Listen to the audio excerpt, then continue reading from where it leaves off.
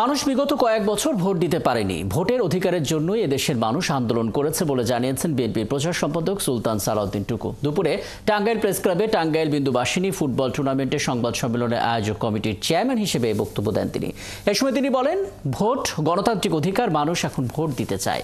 উপস্থিত ছিলেন এ সময় জেলা বিএনপির সাবেক সদস্য সচিব মাহমুদুল হক সানু, টাঙ্গাইল ক্লাবের সাধারণ সম্পাদক কামরুজ্জামান খান সহ বিবিএফসির আয়োজক কমিটির সদস্যরা। আগামী 31 মে বিবিএফসি 2025 যাত্রা শুরু করবে। ঈদুল আজহার পর থেকে 3 দিন এই খেলা অনুষ্ঠিত হবে। 14 সালে ভোট দিতে পারেন, 18 সালে ভোট দিতে পারেন, 24 সালে ভোট দিতে পারেন। প্রায় 3,60,00,000 তরুণ ভোটার, যারা ভোটার হওয়ার সত্ত্বেও তাদের নাগরিক অধিকার প্রতিষ্ঠা করতে পারে নাই।